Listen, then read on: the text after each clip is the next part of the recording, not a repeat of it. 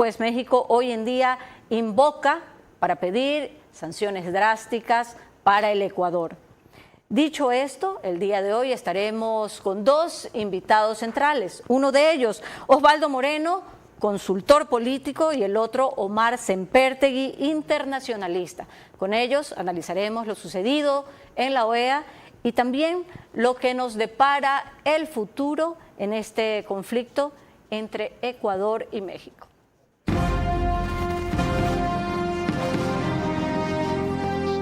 Este es Vera a su manera. Nos acompaña Lorena Ochoa. Lorena, muchísimas gracias por estar con nosotros esta noche, acompañarnos como siempre en el programa. María Clara, buenas noches, un gusto, un placer. Buenas noches a todos los que nos ven y nos escuchan. Empecemos con el doctor Carlos Sánchez Berzaín, director del Instituto Interamericano para la Democracia. En entrevista para Radio Tropicana explica de una manera muy clara lo que él denomina la represalia lícita de Ecuador ante la agresión recibida por México en repetidas ocasiones y la no aplicación de las normas internacionales. Llamada de atención a los atropellos que ha venido cometiendo el gobierno mexicano, abusando y aprovechando de la condición de extraterritorialidad y la inmunidad que da el derecho diplomático a su embajada. Bien, hemos escuchado las expresiones del señor Sánchez Berzaín, que claramente decía que había por lo menos 3 violaciones repetidas, seguidas por parte del gobierno mexicano. Moreno Ramírez, bueno, ya usted ha sido varias veces panelista en nuestro espacio, analista, consultor político ecuatoriano especializado en estrategia y diseño de campañas electorales. En este caso, tratando con usted el ámbito político, más bien, con respecto a este conflicto entre Ecuador y México, ¿cómo ve básicamente las reacciones que han habido de parte y parte? Bueno, primero, buenas noches, qué gusto, un gran saludo a toda la audiencia de este espacio y un gusto estar acá con Omar.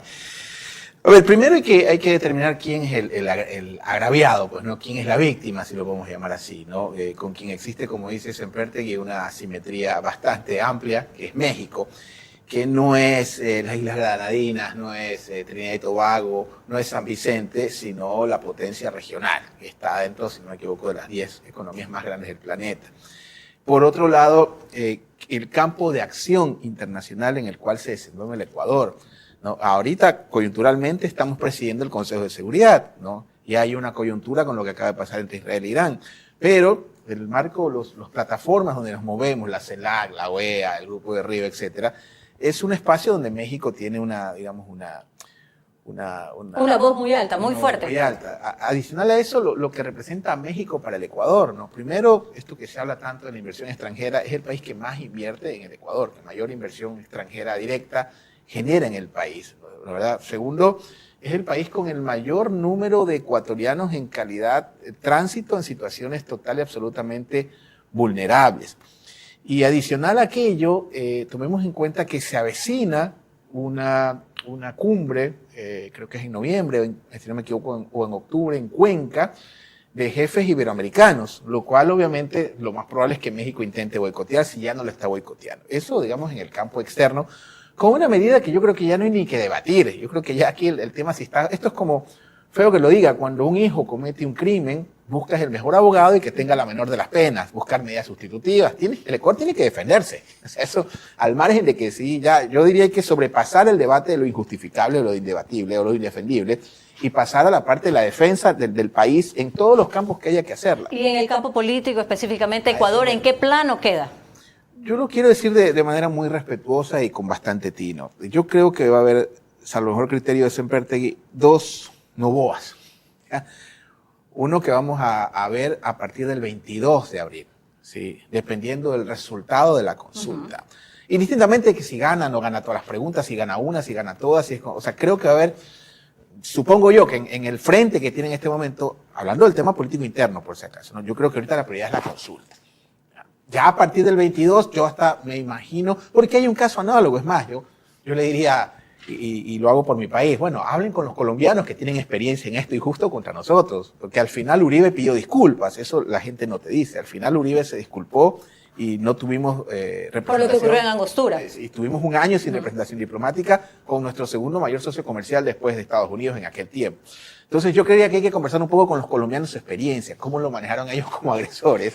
Hablando de las conversaciones, de las comunicaciones, de los flujos que hay diplomáticamente hablando, lo que usted mencionaba, doctor Sempertegui, Lorena tiene un dato más, un elemento más para adicionar.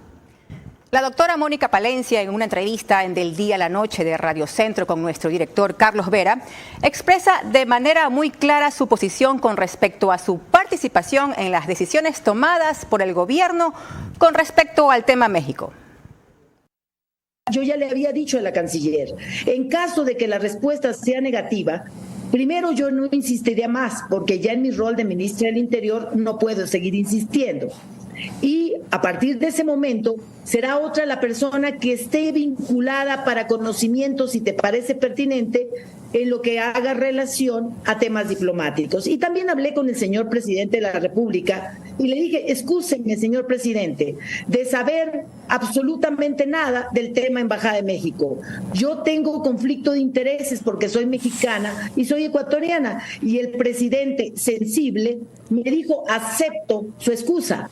En todo caso, él en todo momento entendió mi postura y no fui parte de la decisión, no fui parte de la ejecución y no fui parte de ningún otro acto posterior. Mi único gran delito es tener doble nacionalidad, pero también entiendo el estado de necesidad al cual se le llevó a Ecuador, en donde se pretendió dañar una vez más su dignidad y su soberanía. Con estos nuevos elementos de discusión que tenemos, gracias a la doctora Mónica Palencia, para usted, doctor Sempertegui, ella dijo, no se ve en este video, pero ella hizo declaraciones en donde le comunicaba a toda la población ecuatoriana que habían utilizado todos los medios diplomáticos que existen para poder mostrar la situación actual del ex vicepresidente Glass, así como también el historial que él tenía. Es decir, en contra de, digamos, las declaraciones del presidente de México que decía tenerlo como un huésped, cuando esa figura no aparece dentro de las normativas internacionales. Bueno, tenemos que separar, digamos, en tres partes todo lo que ha pasado y lo que comunica la ministra Palencia. Primero, ella menciona un hecho muy relevante que es el tema de estado de necesidad. Ella se refiere a que era una situación extrema de fuga. Ya. Pero al mismo tiempo se habla del tema de agotar las instancias diplomáticas, pero no se agotaron las instancias internacionales, que es lo que mencioné al inicio. Ellos nunca se activó el mecanismo como lo hizo México, diciendo, hey, este asilo es ilícito, como lo establece la Convención de Caracas, por ejemplo. Nunca se activó ese mecanismo. Lo pudo haber hecho como un medio consultivo a la Corte Internacional de Justicia. Aún bajo riesgo que mientras pasaba el tiempo o transcurría el tiempo de todas estas comunicaciones o de todos estos flujos diplomáticos que se dan, se hubiera podido escapar Jorge Glass de la embajada, como sucedió con María de los Ángeles Duarte en otro momento. Ese es el riesgo que se corre y por eso mencioné al inicio que, bueno, pudo haber sido un acto de soberanía del Ecuador de proyectar fuerza dentro de sus fronteras, como lo hizo, a pesar de que la embajada obviamente se considera territorio extranjero, pero sigue estando dentro del Ecuador como una especie de enclave, ¿no? Ahora, me sorprende por qué no han mencionado, por ejemplo, en la Convención de Viena el artículo 9, que cuando se declara una persona, un embajador no grato, a un jefe de misión o a un nuncio se lo declara no grato, tiene que haber un reemplazo por parte del país que está hospedado en el Ecuador. Pero tiene que ser aceptado por el Ecuador y poner las condiciones por las cuales se va a manejar la relación. Es decir, y eso no se dio en ningún momento. No se ha dado en ningún momento. Lo que digo es porque Ecuador no ha explotado esos recursos que ha tenido ahí. Esas, digamos, han sido, digamos, es como que han dejado escapar parte de su defensa. Yo todavía no sé, ni sabemos ninguno de los ecuatorianos cómo va a ser la defensa ante la Corte Internacional de Justicia.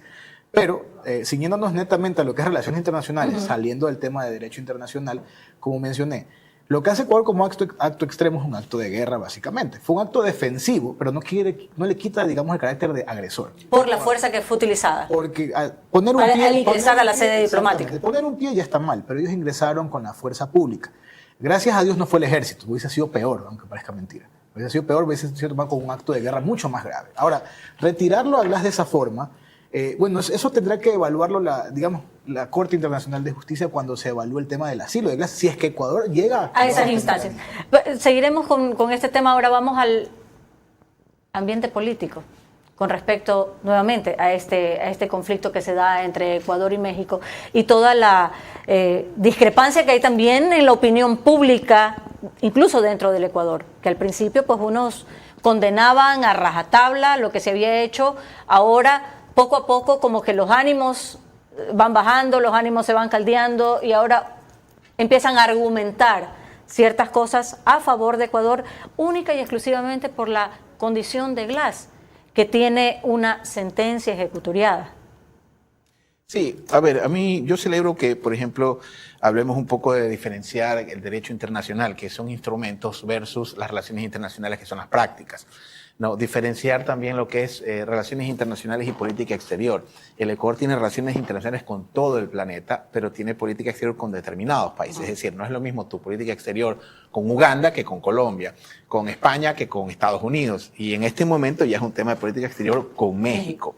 Hablando del tema político, bueno, Mónica Palencia ha sido o es una de las mejores docentes que ha tenido la Universidad Católica en todas sus evaluaciones, y quien ha sido su alumno te lo puede decir, como fue mi caso. Sin embargo, no es el primer funcionario que ya se está sacando, digamos, el cuerpo de esta decisión. Hoy día lo escuchaba el secretario también de Comunicación, el doctor Roberto Isurieta, a quien le tengo muchísimo aprecio. Él también como que dio a entender que él no había tenido nada que ver, pero es un poco raro.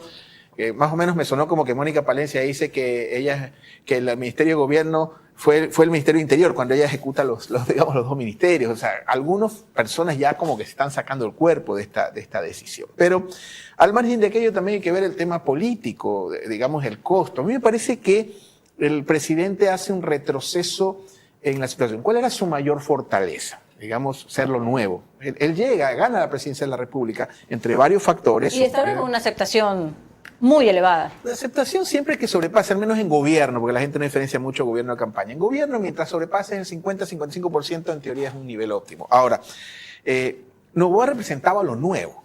O sea, hay mucha gente que heredó. No, un momento. Él era lo nuevo. Él estaba fuera de la esfera del correísmo, anticorreísmo radical. Él estaba fuera de esa esfera. A mí me parece que devuelve al país en esa situación. En un momento en el cual, por el no, digamos que hay que hablar de la consulta inevitablemente, tenía solo a Pachacutic y a ciertos sectores sindicales con las preguntas, digamos, de connotación política, como la reforma laboral, el arbitraje, que tenías al MPD, a la UP, al Pachacutic y los sindicatos. Teniendo los contradictores que votan absolutamente todo no, sí. sin mediar. Realmente, y esta es la parte que yo, por ejemplo, no es que no entienda, o sea, me sorprende, tenías un aliado incondicional que votaba con y para el gobierno, que era el correísmo. Entonces, ese lado incondicional, que es la segunda fuerza que a 3 puntos no ganó la última presidencia, la primera fuerza parlamentaria, la primera fuerza a nivel de gobiernos locales, y de pronto la activas hacia la oposición. O sea, me parece una apuesta muy audaz. Pero en aras de no consentir impunidad o corrupción, según las propias palabras del presidente de la República. Quien determina eso ya en el campo internacional y el experto Sempertegui es el Estado otorgante del asilo. Todos los que reciben asilo son declarados delincuentes por un gobierno. Eso es otro asunto. Yo hablo del tema político, que es el que a mí me corresponde. Me parece que el activar una fuerza política, porque si no, ¿dónde está Fito? Pues si hablamos de seguridad también, Colompico, etcétera. Me parece que se activa una fuerza innecesariamente que estaba apagada, que estaba tan sometido el correísmo. Que se le activa de manera negativa en todo caso con respecto al presidente o al gobierno de Noboa. No, yo creo que Noboa es un buen presidente en el buen sentido político. Me parece que se activa electoralmente en la campaña del no, por un lado. Y por otro, era una fuerza que votaba, tanto así, votaba por y para el gobierno, que inclusive en la famosa ley de turismo, yo no me cuento de que esos 9 se confundieron y que hasta le prestaron, o sea, faltan 9, vayan ustedes. Continuaremos más adelante. Lorena tiene también más elementos para unir esta discusión y este análisis. En rueda de prensa, Lili Telles, senadora mexicana del grupo parlamentario del PAN, utiliza duras expresiones contra el encargado de despacho de la sede diplomática mexicana en Ecuador, Roberto Canseco, así como del presidente mexicano Andrés Manuel López Obrador. Veamos este extracto subido a las redes sociales. López Obrador es el bully de Latinoamérica. López Obrador presidente de México violó el concepto que los mexicanos honramos. El respeto al derecho ajeno es la paz. Pueblo de Ecuador y presidente Daniel Noboa,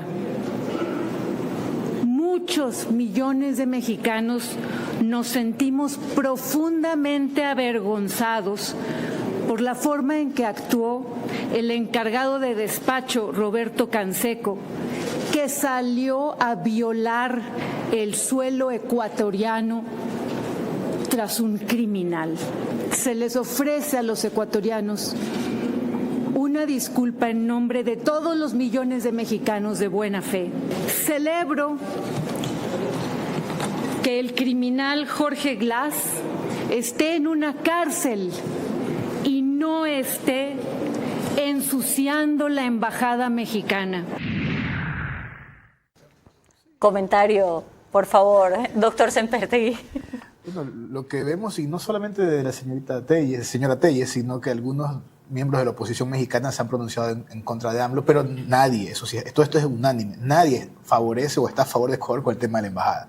Pueden estar en contra de AMLO por el tema del asilo ilícito, sería en tal caso que no ha sido declarado ilícito, pero se presume ilícito. Aquí también separamos, digamos, en dos partes este conflicto y este accionar. Uno, la acción violenta, por así decir, del gobierno ecuatoriano sobre la embajada, y lo otro, el asilo a un delincuente común, como lo determinamos nosotros aquí en el Ecuador por tener la sentencia. Para ilustrar este caso, digamos un caso penal, de derecho penal aquí en Ecuador, es como que alguien te insulte, te escupa o te pegue, pero tú le metes una puñalada. ¿Quién es el que es más grave? Algo más o menos así. Eso no quiere decir que, digamos, que no se pueda solucionar. Las primeras recomendaciones, creo que toda la opinión le dijo al gobierno de Noboa fue: pidan disculpas ya, comiencen a pedir disculpas desde ahora. Porque básicamente así comienza, la diplomacia se trata de eso, es evitar el conflicto bélico, para eso existe la diplomacia. Esa es la finalidad de las embajadas, de que tengamos hermandad con los países, que tengamos una sede aquí. Entonces las disculpas debieron haber estado un requisito sine qua non para comenzar a entrar en las relaciones. Y en efecto la OEA se pronunció con una comunicación, un comunicado de 10 puntos, en donde varios de ellos también reafirman los argumentos del Ecuador. Lorena.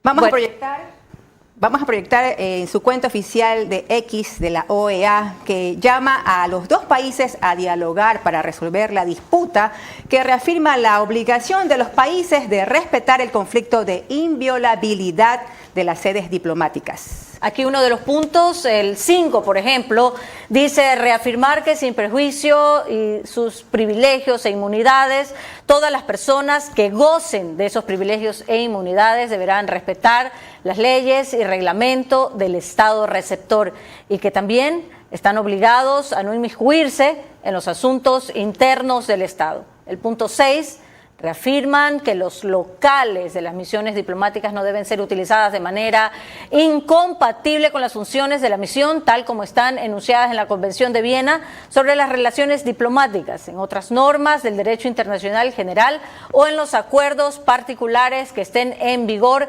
entre el Estado acreditante y el Estado receptor. Hemos visto estos dos puntos brevemente. Osvaldo, su opinión al respecto, desde el punto de vista político, que es el que usted prefiere manejar. Sí, yo sigo planteándome un poco el tema de la política interna, ¿no? Por ejemplo, veíamos hace un momento a esta respetable senadora. Yo haría la analogía con Anita Galarza, una respetable legisladora, pero las fuerzas más representativas de México, por ejemplo, cerraron filas en favor, digamos, de México y del gobierno. Lo hizo el PRI, que es en este caso el opositor, lo hizo la candidata opositora que está en segundo lugar a 30 puntos de distancia de la candidata oficialista. Sin embargo, en Ecuador eso no sucedió. Vimos a Sonia Holzner condenando el tema, vimos a Cristina Reyes condenando el tema, a Cristian Zurita condenando el tema. Entonces no ha habido pues una unidad, digamos, a diferencia de lo que ha sucedido en México con López Obrador, por lo menos de las fuerzas políticas más representativas. En todo caso, yo sigo insistiendo, en este momento creo que hay que hacerle frente a este problema en la defensa del país ante los foros. Me parece que a México la OEA, la relación entre López Obrador y la OEA no ha sido buena, hasta el punto que no manda representantes. Me parece que va a ser en la ONU, pero esto está conectado con algo muy interesante, porque estamos con el conflicto en este momento de Irán con Israel, justamente por la violación de una embajada, bueno, en este caso fue un bombardeo. Y se hace un paralelo con eso. Claro, entonces ya entran otros jugadores, ya entra Rusia, ya entra China, ya entra El problema de poder crear un antecedente, de eso hablaremos en el siguiente bloque, Lorena. Cuando volvamos, la opinión de Hernán Pérez Luz, ex representante del Ecuador en la ONU, y también de Sonsoles García, ministra de Comercio Exterior.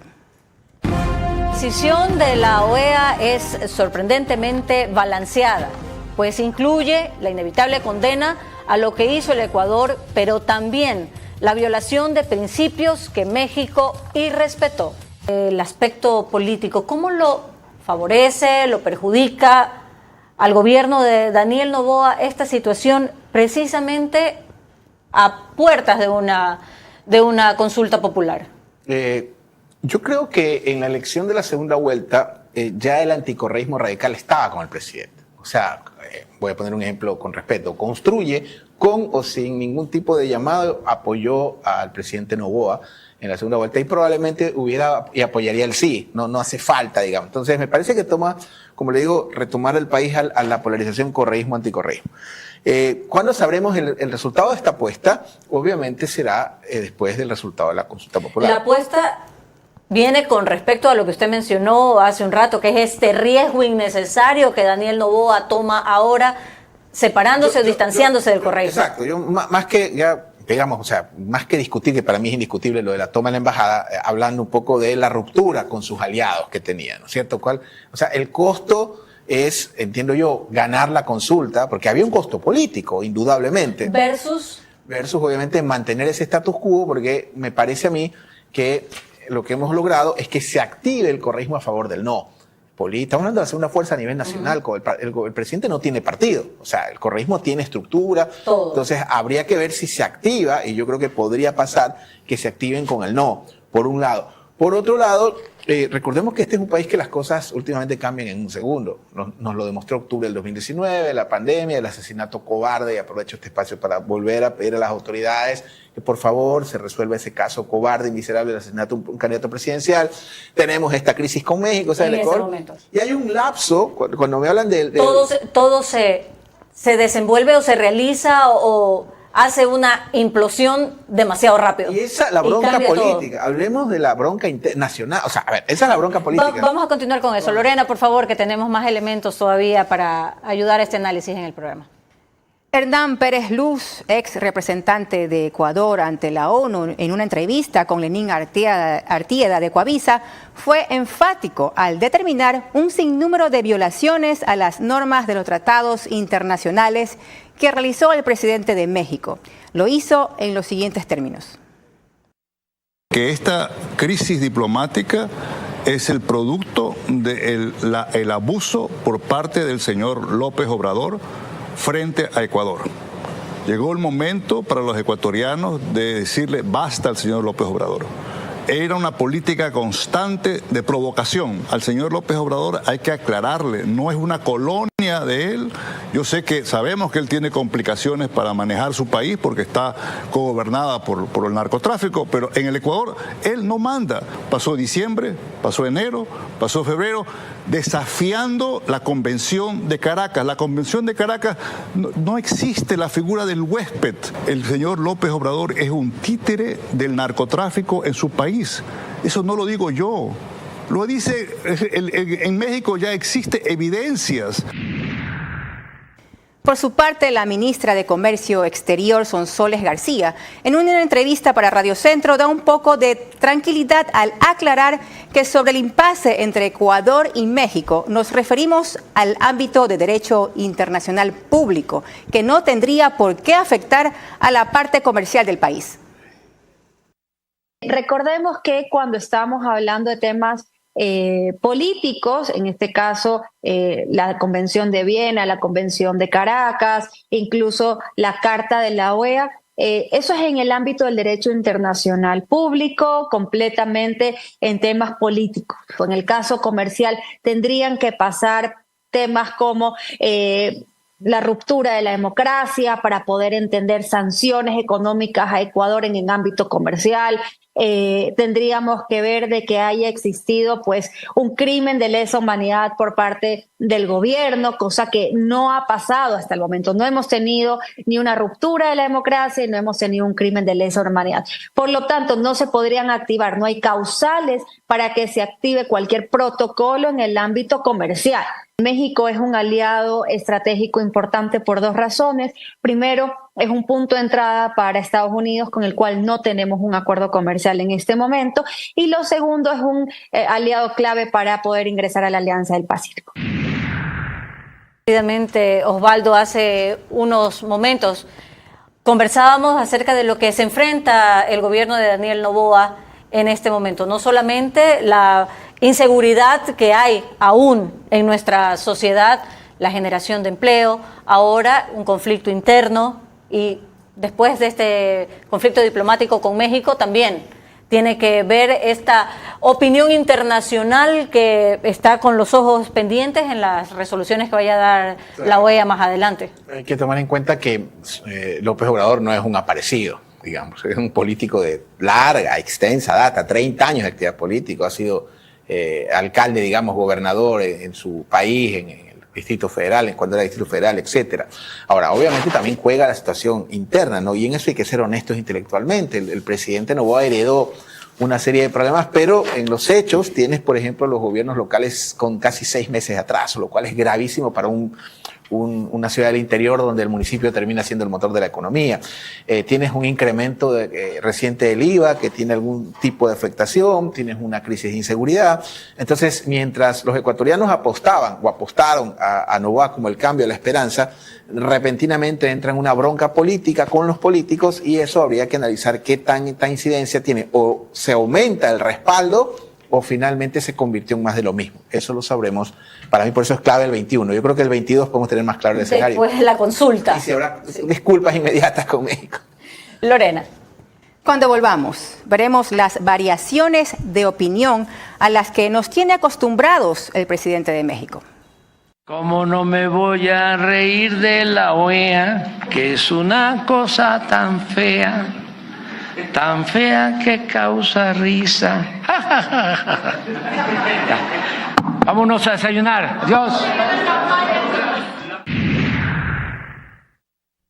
Bueno, y es a esta misma entidad, a esta misma organización internacional que López Obrador hoy llama para que Ecuador sea sancionado drásticamente, como decía Lorena Ochoa hace minutos. Y al parecer su voz suena fuerte y alto en la OEA.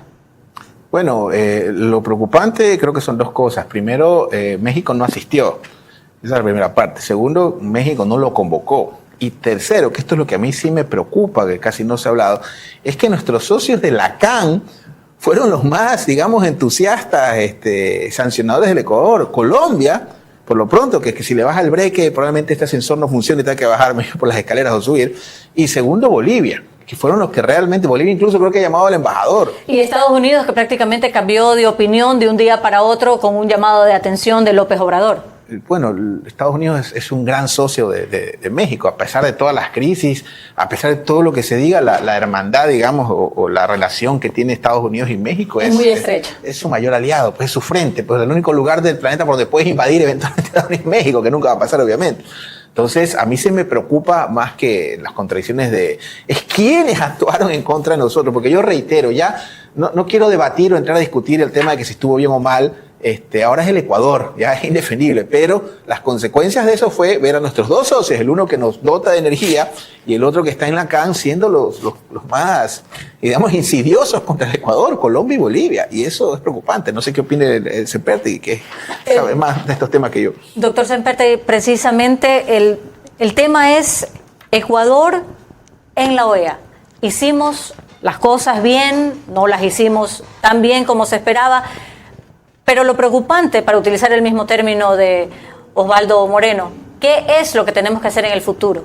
¿Cuál es nuestro camino? ¿Cuál es nuestra ruta a seguir en el futuro con respecto a este conflicto? Bueno, primero tenemos que analizar el tema de la postura de los países. Yo creo que Argentina condenó el tema del asilo, pero condenó también el tema de la embajada. ¿Por qué lo hace? Porque en la embajada argentina de Venezuela, por ejemplo, tienen bastantes refugiados, asilados, en asilo diplomático puntualmente, que, digamos, si ellos favorecen a Ecuador o, digamos, respaldan la postura de Ecuador de haber transgredido una embajada, pues arriesgan a que Maduro vaya y también invada una embajada argentina y saca a todos los perseguidos políticos que están ahí. Claro, todos los países de la CAN que tratan de evitar. Los países de la CAN tienen, digamos, o han tenido históricamente, siempre han refugiado personas o siempre han tenido asilados diplomáticos por motivos de conflictos internos, por motivos de golpes de Estado, por muchos motivos. Recordemos que aquí, desde los 80 hasta el presente, en la región han habido muchos cambios políticos en todos los países, de dictaduras hasta de todo. Ahora, ¿qué hacer de aquí en adelante? Como mencioné al inicio, bueno, lo primero que tiene que hacer el gobierno, y no sé por qué no lo han hecho, es disculparse en serio, no es broma. Piensan que es una crítica al gobierno, no, es una recomendación. Todo el mundo se lo está diciendo, se lo va a decir la ONU incluso. Ya se lo dijo la OEA, no entiendo por qué todavía no dan ese paso, cuál es el orgullo, digamos, detrás de esto. De que no lo hacen. De no decir, México, discúlpame, te metiste en mis asuntos, pero discúlpame, yo también cometí un error. Tenemos todavía un corte más, Lorena. Cuando volvamos, mis preguntas para nuestros invitados que deben ser respondidas únicamente en términos de sí o no. Sus reflexiones finales y el comentario de cierre de María Clara Triviño. Respuestas únicamente en términos de sí o no. Comenzamos con Osvaldo Moreno. Número 1. Según su criterio, la imagen del primer mandatario, Daniel Noboa, se ha reforzado en el imaginario del pueblo ecuatoriano luego de la recaptura del ex vicepresidente Jorge Glass, ¿sí o no? No. Número 2. Para nuestro país, la experiencia en seguridad es clara. Menos cooperación suele conllevar un aumento de impunidad, ¿sí o no? Sí. Omar Sampertegui, número 1. ¿Considera que le faltó contundencia a la argumentación presentada por nuestro representante de la Cancillería, Alejandro Dávalos, a pesar de definir esta acción como un paso necesario para evitar la impunidad e impedir que el ex vicepresidente Jorge Glass lograse evadir la justicia, sí o no? Sí. 2. La evidente falta de cooperación del gobierno de López Obrador, que también tiene cosas que contar en materia de criminalidad, tendrá como consecuencia que se dinamicen los circuitos regionales de tráfico de drogas y en general de mercados ilegales, ¿sí o no? No. Gracias. Bien, ahora luego de agradecer la presencia a nuestros invitados esta noche por haber estado aquí en el programa, no me queda más que decir que este conflicto que ha habido entre Ecuador y México, este conflicto diplomático, ha permitido poner sobre la mesa acciones recurrentes que obedecen casi siempre a intereses personales o también a afinidades políticas del gobernante mexicano, en donde ahí sí no importa si comete algún error dentro de lo que son las normas o los acuerdos internacionales. Las acciones diplomáticas, por cierto, tienen su proceso, se toman su tiempo y los ecuatorianos no debemos ser agoreros de fatalidades para nuestro país. Lo que sí debemos hacer es estar firmes en la argumentación que el Ecuador necesita para mostrar a la opinión pública internacional como un país soberano, como un país libre que lucha contra la impunidad y la corrupción. Muchas gracias. Mañana